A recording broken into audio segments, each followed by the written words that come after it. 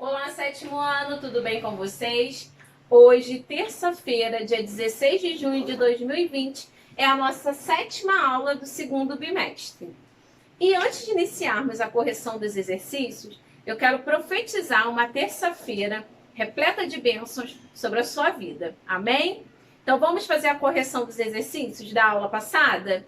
Pegue então seu caderno e vamos lá. Número 1. Quais as principais características da pintura do artista Henri Matisse? Nós vimos na nossa última aula agora sobre o artista, mas quais são as características da sua pintura? Henri Matisse sempre usou cores puras e o branco em suas telas, com o objetivo de criar uma atmosfera cheia de luz em suas pinturas. Ao invés de usar modelagem ou sombreamento para dar volume e estrutura às suas fotos, Matisse usava áreas contrastantes de cor pura. Essas ideias permaneceram sempre importantes em toda a sua carreira. Sua arte sempre valorizou imagens decorativas. No entanto, embora o artista ser popularmente conhecido como um pintor dedicado ao prazer e ao contentamento, o uso da cor em sua obra é muitas das vezes deliberado, causando desorientação e inquietamento ao observador de seus quadros. Número 2. Para conhecer ainda mais sobre o trabalho de Cildo Meirelles, faça uma pesquisa e escreva em seu caderno um pouco sobre a vida dele e sua relação com as cores. Cildo Meirelles é conhecido como um dos mais importantes artistas brasileiros contemporâneos. Conhecido internacionalmente, Cildo cria os objetos e instalações que diretamente levam o observador em uma experiência sensorial completa, questionando, entre outros temas, a ditadura militar e a independência do país na economia global. A obra Desvio para o Vermelho, de Cildo Meirelles, que nós observamos semana passada, é totalmente decorada com peças nas cores vermelhas. O que interessa ao artista é oferecer uma sequência de impactos sensoriais e psicológicos ao espectador. Então, nós observamos aquela obra com 3 ambientes com todos os objetos na cor vermelha. Agora vamos observar aqui rapidinho outra instalação de Cildo Meirelles, que é conhecida como experiência cromática. Ele construiu um labirinto de salas coloridas, tá? Então ele colocou apenas, esses objetos na sala, não tinha, na outra obra do vermelho, tinha muitos elementos, dentro de cada ambiente, e aqui é o contrário, apenas um elemento, em cada sala e de diversas cores. Vou mostrar aqui mais uma imagem, tá? Do Cildo, do nosso artista, Cildo Meirelles. E aqui, o labirinto. Então é uma intervenção artística e juntamente com uma instalação muito interessante. Então o espectador, ele caminha pelas salas e tenta sair desse labirinto de cores. Bem interessante. Voltando agora para a correção dos exercícios. Número 3. Como é formado um círculo cromático? Fácil, né? O círculo cromático de cores é uma representação simplificada das cores enxergadas pelo olho humano. Ele costuma ser demonstrado por um círculo, dividido em 12 partes, e cada uma delas é representada por uma cor. O círculo cromático de cores é composto pelas 3 cores primárias, as 3 secundárias e 6 terciárias. Número 4. Quem criou o círculo cromático? E aí, vamos ver quem criou? Então, a realidade, gente, é que existe vários tipos de círculos cromáticos criados ao longo da história. Cada um deles foi desenvolvido por teóricos que tinham como objetivo estudar o uso das cores de diferentes formas. Mas o círculo cromático mais famoso foi o criado por Newton, tá? E por esse motivo, o círculo cromático também é conhecido por círculo de Newton. Então vamos observar. Então o Newton costumava dizer que o branco era a composição de todas as cores e que ele podia afirmar isso quando o círculo ficava em movimento. Então vou mostrar aqui para vocês.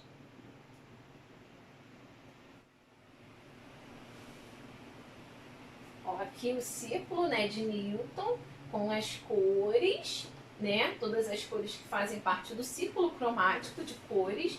E agora vocês vão observar em movimento como que fica, qual é o resultado.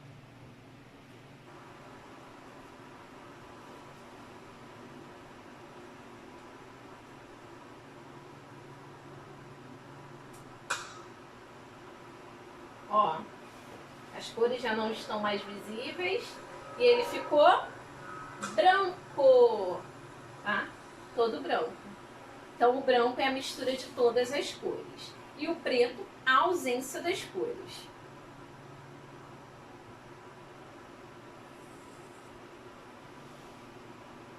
Agora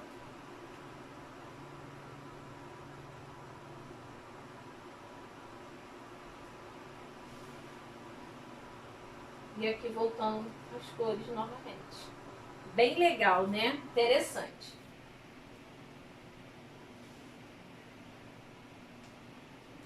Tá, gente? Espera aí. Aí foi. Vamos voltar agora aqui pro nosso. Aqui.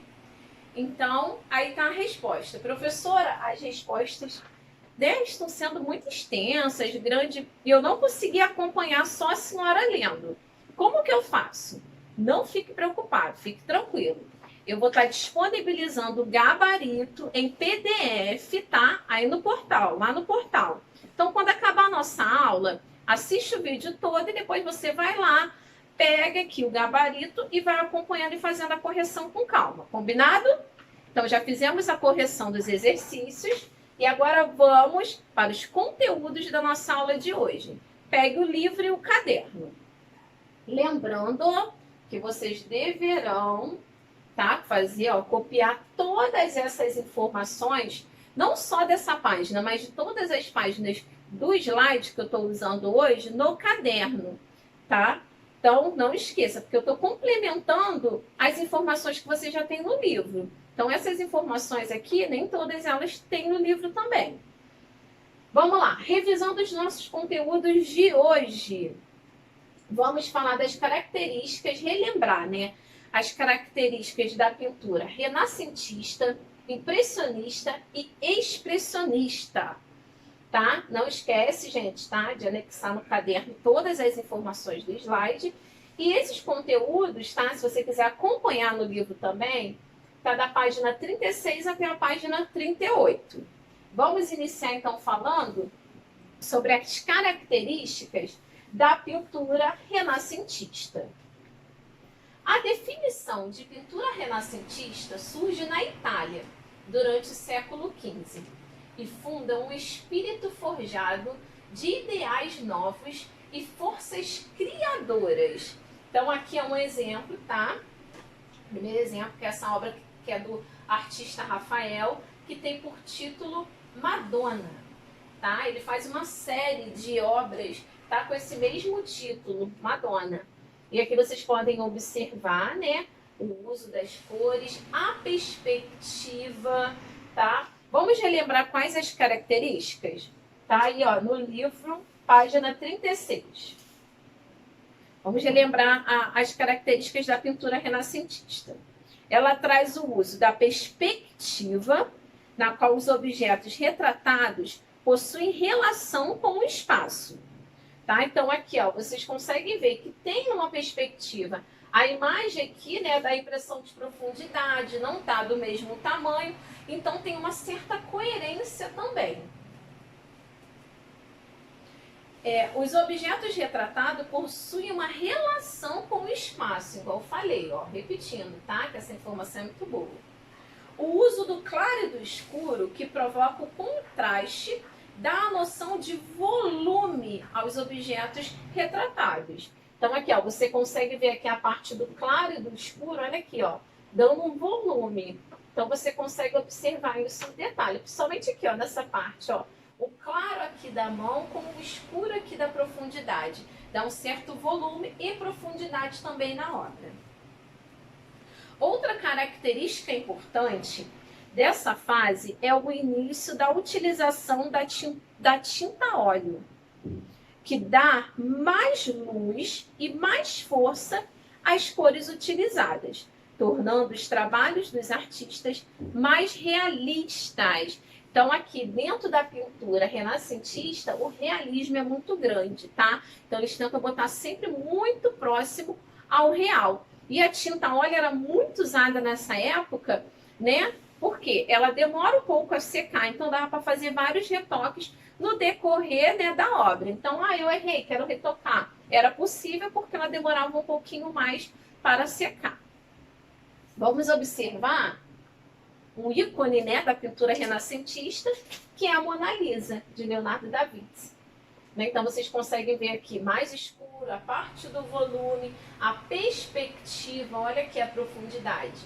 Dentro dessa obra, e aqui a relação da luz. Dá a impressão que realmente aqui a parte do rosto, ó, tá mais iluminada. E essa última imagem, né?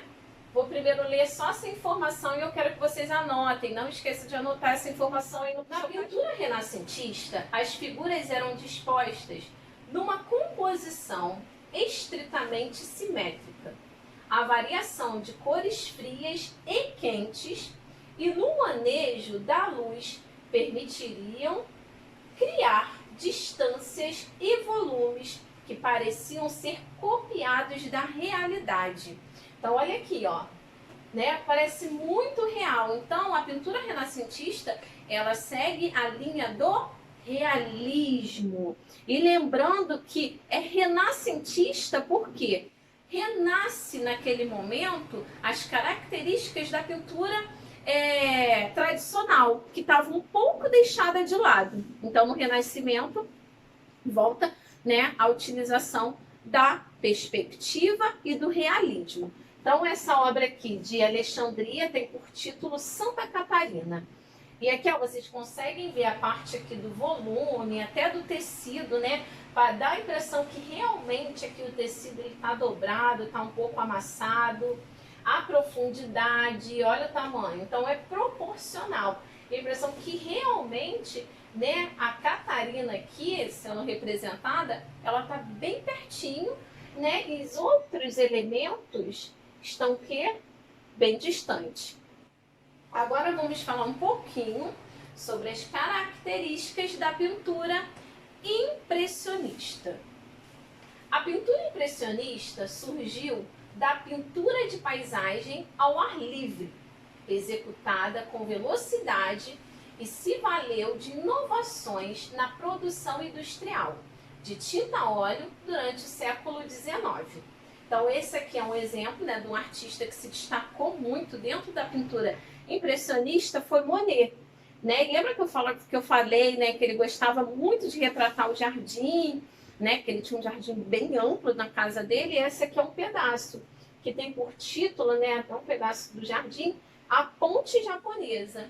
Então, vocês conseguem observar a diferença da pintura, né, lá do Renascimento, bem realista, sendo fiel a cada traço, até as pinceladas, aqui já é diferente. Então, dá a impressão que as pinceladas não têm, né, eles não têm um objetivo, né, de ser realista, né, não tem, tem que ser fiel à realidade. Não. Aqui eles conseguem botar, ó, os traços, não tem tantos traços, linhas, né, para poder determinar o objeto. Então, essa é uma das características. Lembra que eu falei que um pouquinho também, né, lembra um pouquinho o pontilhismo, porque quando a obra está um pouquinho distante, você consegue ver pequenos próximo, perdão. Quando você está próximo da obra, você consegue ver pequenos borrões, que é no caso aqui, que lembra um pouco, tá, a técnica do pontilhismo. E no impressionismo, a principal característica é o que? Os pintores, né, saírem de dentro dos ateliês e começar a pintar ao ar livre. Essa é a principal característica. Então, eles utilizam ali a luz natural, né, como principal fonte dentro ali das suas obras. Então, vocês podem observar aqui, ó, o uso da cor, dá a impressão que nessa parte é um pouquinho mais escura, aqui tem um pouco mais claro. Então, eles eram fiéis à realidade da luz. Então, se a luz realmente estava pegando aqui, eles copiavam certinho, observavam bem, tá? Então, outra característica também desse movimento é que os artistas usavam a cor pura, tá? E usava diferentes tonalidades também. Então, vamos observar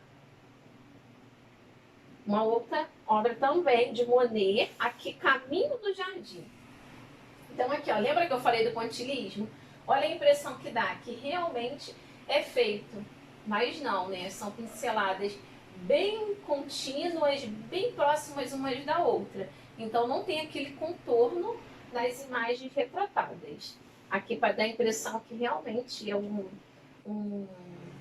se fosse um bosquezinho, né? Aqui, uma parte de cimento. E fica um pouco distorcida.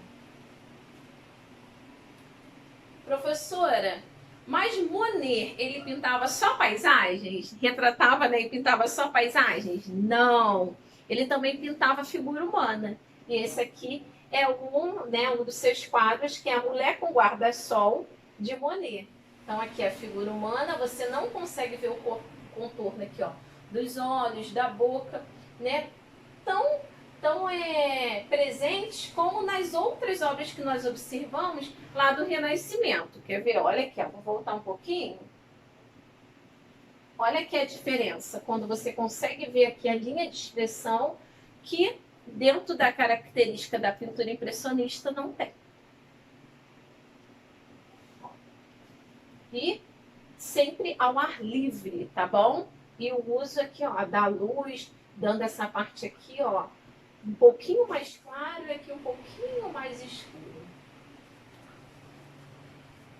E eu separei essa imagem aqui, na qual eu gosto muito, gente, que é uma pintura impressionista contemporânea, tá? Essa aqui é uma pintura que tem por título As Românticas Pinturas Impressionistas de Casais, do artista Leonide, tá? E olha que legal o uso das cores. Muito legal. Eu gosto muito de obras bem coloridas. E essa daqui me chama muita atenção, é muito legal mesmo. Eu fico já até conjecturando que em breve, quem sabe, eu tenho uma dessas telas lá na sala, aqui na minha sala. Agora, vamos passar para as características da pintura expressionista, ok? Uma das principais características do expressionismo é o uso das cores fortes e vibrantes, muitas vezes irreais, ou seja, não representando a realidade de forma direta. Então, já aqui também no expressionismo, eles não tinham, né, aquele cuidado em retratar o realismo. Eles utilizavam cores fortes e vibrantes, mas não eram fiéis à realidade. Então, poderia ter algo distorcido e, muitas das vezes, algo surreal, aquilo que não existe, dentro de uma pintura expressionista. Podemos observar aqui um dos grandes nomes da pintura renascentista é Van Gogh. E esse quarto aqui, que é o quarto em A. Quarto em Arles, que é o nome da obra. Ó, Então as formas bem distorcidas, né? E essa daqui ainda não está usando nem tantas cores tão fortes assim, tá? Mas vocês vão observar outros. Então você consegue ver a presença assim, não totalmente, né? De cores fortes. E aqui, né, ele botou até, o Van Gogh botou até aqui, isso aqui, ó, é o autorretrato dele. Chamou muita atenção, que é um elemento que muitas das vezes não observamos. E aqui é o autorretrato dele, então ele quer retratar mesmo o quarto dele nesse momento. Então, vários elementos, né, dentro da obra. E agora, um exemplo é o quadro O Grito, que eu tenho certeza que em algum momento vocês já ouviram falar dessa obra de arte que é muito conhecida, né, fazendo referência em desenhos, né, nós podemos observar em várias releituras, né, que é de Munch, do artista Munch. Então aqui você consegue ver, olha aqui, ó, as cores fortes, né, bem vibrantes na presença e meio distorcido também. Lembra que eu falei que eles não seguem, não são fiéis à realidade? Muitas das vezes utilizam elementos surreais. Então, aqui é um elemento surreal nessa presença aqui, né, na presença desse quadro, dessa obra. Então, vocês conseguem ver aqui a ponte, né, a parte aqui do mar bem distorcido e aqui esse pôr do sol bem bonito e bem vibrante, com as cores bem quentes. E esse quadro Grito, ele tem muita referência em desenhos animados, né? As pessoas fazem muita releitura em diversas formas. Mas tem algo que eu queria te mostrar, que é bem interessante, que eu não sei se você nunca observa, talvez você nunca tenha observado, que é esse emoji que é utilizado, né, em diversas redes sociais. Eu tenho certeza que em algum momento você já utilizou esse emoji e que faz referência, tá? Então esse emoji é em homenagem ao quadro Grito. Bem legal, você sabia disso? Não? Então tá sabendo agora. Espalha aí pro pessoal, vai falando, né? Que, como costumo dizer, que informação nunca é demais, mas informação certa, hein, gente? Tá bom? Agora, vamos colocar em prática e fixar ainda mais esses conteúdos de hoje no nosso exercício de fixação, tá? Lembrando que vocês terão que responder no caderno. Vamos lá. Número 1. Leia a tira a seguir. É uma tirinha da Turma da Mônica. Tá vindo aqui, ó, na primeira imagem, o Cebolinha cantando, todo, né, distraído, né? Aí chegando aqui, ele encontra a Mônica. Ele pergunta assim: Mônica, posso te pintar? Aí a Mônica disse: claro! Aí vem o Cebolinha e começa a pintar realmente a Mônica. Eu tenho certeza que a Mônica achou o quê? Queria fazer um retrato dela, né? Ela, nossa, o Cebolinha vai fazer o meu retrato, né? Mas não, olha, se torna um pouco engraçado. O elemento cor sugere sensações e sentimentos em nós, seres humanos. Escreva com atenção e coerência sobre as características da pintura impressionista. Bem fácil, né? Número 2. Que inovações surgem na pintura renascentista? Número 3. Leonardo da Vinci, homem de genialidade indiscutível, foi capaz de inventar e construir instrumentos bélicos, projetar obras de arquitetura, fundir em bronze, esculpir, pintar. Instigado por um mundo que até então havia sido pouco explorado, trabalhou como cenógrafo e engenheiro militar, criando projetos como a máquina de voar e diversas engenhocas. Este homem é o exemplo de uma época caracterizada por muitas transformações no campo das técnicas, das artes, da política e do próprio conhecimento que se tinha do mundo e de si mesmo. Foi representante de um período histórico e de um importante movimento cultural, respectivamente denominados, vocês irão marcar apenas a resposta certa, só tem uma resposta certa. A. Renascimento e humanismo. B.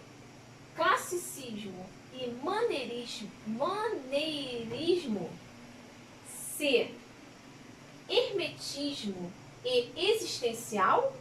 Ou é a letra D, feudalismo e barroquismo? Qual é a resposta certa? Número 4. Agora o artista é você. Faça a releitura da obra O Quarto em Arles, de Van Gogh. Use a criatividade e capriche na pintura, tá bom? Então você vai fazer a releitura. Vamos observar, até coloquei aqui algumas inspirações para vocês. Essa daqui, né, que é uma releitura do quarto, você vê que é diferente da obra original, né, que nós visualizamos. Vou voltar rapidinho para você lembrar. Se você, professora, eu esqueci. Peraí, rapidinho. A obra original. Opa, peraí. A obra original. E agora vamos lá, observou? Vamos observar agora as releituras que eu separei. A primeira releitura, então já tem um pouco mais, né, de cores, as cores aqui já estão mais fortes, mais elementos. A segunda releitura, que é mais estilo gráfico, né, lembrando um pouco também um grafite. Olha a cor aqui da cama como está bem, né, bem forte. E fazendo bem presente a cor amarela. Ó, aqui, ó, eles permaneceram, fizeram com o original, mas de uma forma um pouquinho diferente, que é o autorretrato de Van Gogh, bem legal. E essa última aqui, releitura, né, que é mais desenhado, que foi de um adolescente que fez. Eu não consegui achar o nome do aluno que fez essa releitura. Então, gente, vocês podem se inspirar em uma delas, ou você mesmo pode utilizar outros elementos, diferentes formas, para poder compor a sua, tá bom? Por hoje é só, nos vemos semana que vem. Fiquem com Deus!